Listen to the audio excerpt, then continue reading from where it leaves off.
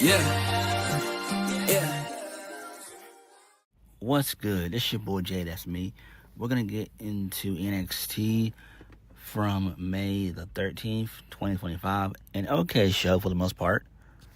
NXT still continues to be the best show of the week, even when they have downer episodes like these.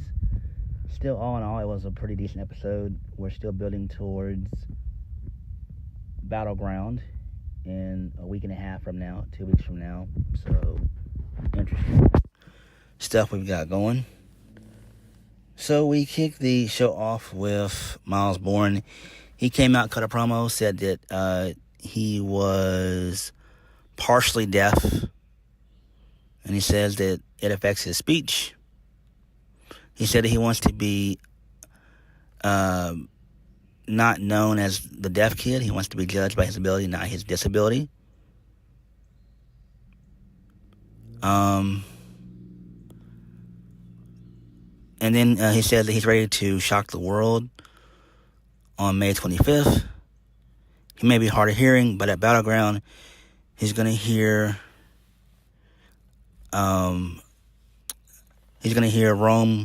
Mike Rome announce him as your new NXT champion. Then Ethan Page comes out, and he says he's tired of all the sentimental crap. Enough with it. He says that Miles might be worse than Ricky Saints. He says that he's got a better idea for Miles, and that is, if he wants to really prove himself, he would put his championship opportunity on the line against him tonight. So then Charlie Dempsey, he wants Miles Bourne to step up, basically, and prove himself, prove his doubters wrong. So Ava comes out and she makes the match official. Okay, that's fine. Cool stuff there. I do like this. It's pretty good. He's a likable babyface, and the crowd was into it. Do I think he'll beat Oba at Battleground? No. Why would he? But this will be a good showing for Miles. And I don't think that the match should go long. Maybe about, maybe 15 minutes. I think that's fair. So 15 minutes will be fine. 12 to 15 minutes should be fine. But yeah, so good stuff there. Moving on. First match of the night. Obafemi defeats Charlie Dempsey. He wins via the fall from grace. Pretty okay match here. So, there's that. Moving on. So, Carmen Petrovich, she appreciates Thea Hale having her back last week. That's what friends are for. Thea couldn't sit there and watch Carmen take another hypnotic from Jada Parker. So, Carmen and Thea, they see Tatum Paxley, and she's throwing a temper tantrum backstage. She basically is destroying her dollhouse. So Tatum pokes fun at the notion that Thea calls herself a grown-ass woman when she can't do anything by herself. Tatum has nothing. She's lost everything, and she can't take this betrayal any longer. Tatum tells Carmen that Thea is going to leave her because that's what friends do, right? They betray you. So I like this. This is pretty good stuff here. Tatum kicks ass. She's been teasing her heel turn for a while, and I do like it. Again, it's justified because she's lost everything. She's lost Shotzi and Gigi, and also her husband. So all three have been released. So of course it's justified for her to be pissed off. Like, why wouldn't you? Come on. Like, why wouldn't she? Come on. Moving on. Ricky Saints is backstage with Ethan Page. So Ricky says that it's bad enough that he lives rent-free in Ethan's head, but now he's going to ruin Miles Bourne's moment as well. It seems like Ethan really loves throwing people's parade around here. Ethan gets immense pleasure from taking people's moments from them. To be honest, Ethan Page thought Ricky would recognize that by now. Ethan wanted to revisit his issues with Ricky, but there's a championship match at Battleground that desperately needs him in it. That way he can restore order in NXT, and Ricky can play second fiddle to him. Ricky says good luck with that, and then Ethan Page walks away. I like Ethan Page. He's okay. But it's time for him to get caught up and go to the main roster. It's just time, bro. Enough is enough, man. All right? Nobody wants to see Ethan Page and Ricky Saints again. Nobody wants to see that. Come on, man. He lost clean at Stand and Deliver. Come on, man. Moving on. So Tony D'Angelo versus Wesley. Wesley defeats Tony D'Angelo via the help of Stax. So Stax shows up towards the end of the match via Titantron. Tony D was going to go... Wesley was going to go for the cardiac kick. Tony D countered it with a spear. And then Stax appears on Titantron. Stax tells Tony that he's going to pay Adriana Rizzo a visit. And then this allows for Wesley to hit the cardiac kick for the 1, 2, 3. Okay, that's fine. Makes sense. Moving on. Oh, my bad. Wesley finally has, his faction finally has a name. They're called the High Rise. Okay, that's pretty cool. Are they going to do anything on NXT? Probably not. Moving on. We get an OTM vignette. Who cares? OTM, just like Briggs and Jensen, just go ahead and just release them. The WWE, please go ahead and release them. I'm not being mean, but what are they going to do? Like, what the hell are they really going to do on the main roster? Seriously. Whatever. Moving on. So Stephanie Vacker shows up, and she put over Jordan Grace, saying that she's the top of TNA, and now she wants to stand at the top of NXT. So Fatal Influence, they come out, and they try to run down Stephanie Vacker, and they put her over. And basically, JC Jane told her that Stephanie Vacker's reign as champion is not going to last too much longer.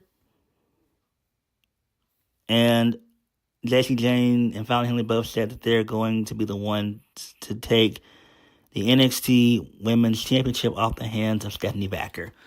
So Jordan Grace shows up, and she says that Fatal Influence can't keep themselves together. They constantly get in each other's ways. So Stephanie Vacker, no, my bad, JC Jane, no, Jordan Grace, my bad. Jordan Grace said that she's not here to save the day. She's here to protect her investment, her opportunity. Stephanie Vacker says that she's not Jordan Grace's investment. So, JC Jane, she reminded them that Fatal Influence, they have been known to ruin friendships, and they don't like newbies. And Stephanie Vacker says that Jordan Grace failed last time, and she'll fail again. And basically, Jordan Grace says that Stephanie Vacker has made a lot of growth within a year. No, not Stephanie Vacker, but her. She said that Fatal Influence is not going to stop her at all. And she basically challenges Fatal Influence to a tag match. Okay, that's fine there. So JC Jane just then says that Fatal Influence are going to be the ones to get the division back on top. Okay, that's fine there, I guess. Is that important? No, it's not. So who gives a damn? Moving on. Miles Bourne wants Charlie Dempsey and No Quarter Cash Crew to stand in the back during his match. All right, that's fine. Continuing on. So The Undertaker and Bully Ray, they're having a conversation with Zena Sterling and Tyra May Steele. Bully congratulates both of them for making it into the finals of the LFG playoffs. And basically, Izzy Dame and Nikki Lyons, they show up. Izzy Dame doesn't believe that they're... my bad. Izzy Dame doesn't believe that they'll survive in their locker room. Last Legend and Lola Vice show up. Last says she's not getting up her spot, and she'll force either Tyra or Xena to do another season of LFG. And then The Undertaker says whoever wins on Sunday will have that work cut out for him. All right, that's fine. I don't really watch LFG. It's just another version of Tough Enough, basically. Not really all that important. They'll probably have Tyra May still win, basically, even though I heard that she's not that good. But I'll watch it and see how stuff, plays out, I guess. It's not really all that important. Those Tough Enough shows don't really last too long. And it's not really that important because at the end of the day, most talent that compete in those shows, they end up getting released within a couple of years. Not to say that that's going to happen to Tyra May Steele, but you know what I'm saying. So, moving on. Miles Bourne defeats Ethan Page. So, he wins via a roll-up. So, he drop kicks Ethan Page, and then he's able to connect with a jackknife pin for the 1, 2, 3, which was pretty damn awesome. So that was cool there. Moving on. So Moving on. So Javon Evans had a confrontation with Ashanti the Adonis in the locker room. Ashanti says that Javon Evans shouldn't be giving people from Evolve the time of day, which is kind of true. Javon Evans hasn't forgot where he came from, which is good. There are a lot of dogs in the independent scene. Ashanti says that he would smoke both Javon Evans and Sean Legacy. So Ricky Saints likes the sound of that. And then it's a triple threat match that's going to take place next week. Sean Legacy, Ashanti the Adonis, and Javon Evans. The winner of that will face Ricky Saints at Battleground. Nice. So I do like that. At least he's getting away from Ethan Page. But you never know. It could be a triple threat match for Battleground. I hope I'm wrong with that, but you never know. Moving on. So, Stacks ambushes Tony D. He beats him up with a crowbar a couple times. So, Stacks says that he knows every move that Tony D'Angelo is going to make. Now he's a desperate Don with no family, nothing. He made the choice to embarrass Tony D at Stand and Deliver. At Battleground, Stacks plans on taking out the Don and putting an end to the D'Angelo family once and for all. Okay. I do like this. This is some really good shit here. I'm hoping that what they do here, we end up getting a special stipulation to this match, not just the regular one-on-one match as it's being advertised right now, but I would do either an I Quit match or a last man standing match. That's what I would do. So, yeah. Moving on. Thea Hale versus Tatum Paxley. It ends in DQ because Tatum, she starts to attack Thea Hale's left eye, and then that's what causes the DQ. And then Tatum Paxley then proceeds to maul Thea Hale, which is great, and she had to be restrained by officials. So, Tatum Paxley has officially turned heel after probably 3 or 4 months, maybe 5 months being basically a babyface. So this is fun. This makes sense. I do like this. Interesting. Moving on. So, we go back to the NXT Women's Locker Room. Jada Parker ain't here to listen to Kalani Jordan's bitching. Kalani wants to know why Zarya speared her through a barricade last week. Is it because Zarya is threatened, or is she jealous that Sol Ruka caught her? So Sol apologizes. She said she didn't know that was going to happen. Zarya says they don't have to apologize to her. She beat Kalani fair and square, which she did last week. Kalani can bitch all she wants, but the results don't change. Kalani wants another match next week, and she wants to run it back. If she wins, she'll get a shot at Sol Ruka's NXT Women's North American Championship at Battleground. Okay. And Zarya is not happy with that decision. Interesting. I do like that. Okay.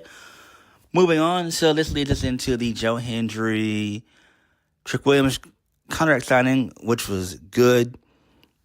So basically, Trick told us that he's basically a Hollywood guy. He's bigger than both NXT and TNA combined. And he's going to ruin Joe Hendry. So, Joe Hendry puts over TNA and everything. And Joe Hendry says that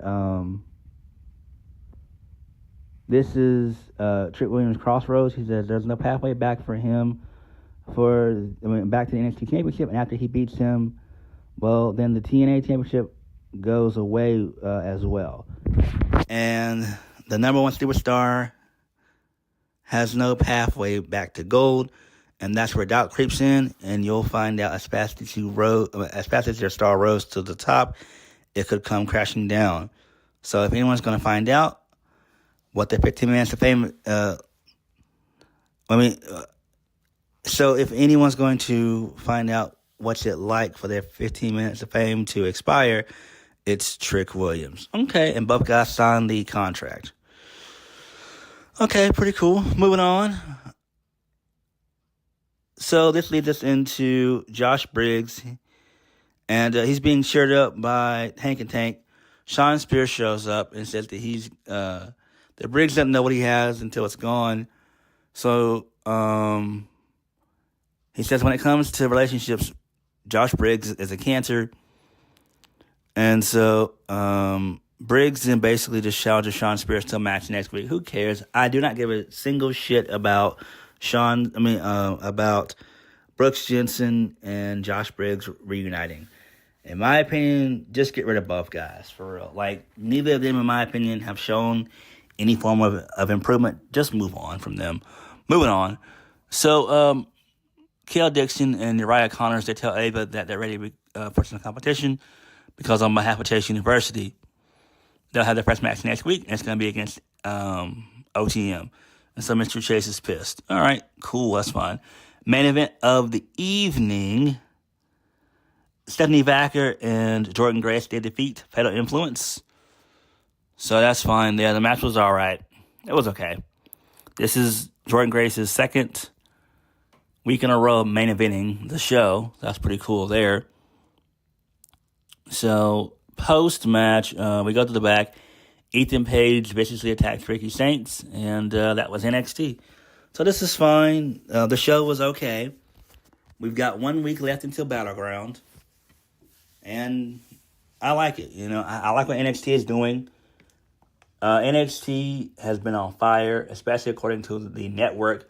The CEO of the CW, he gave high praises to NXT, like high praises. So that's good there, and it's great. So NXT was pretty good. I like the Joe Hendry, Trick Williams stuff, excellent stuff there. But everything else on the show was all right. But what did you guys think of NXT? Like, comment, subscribe. Peace.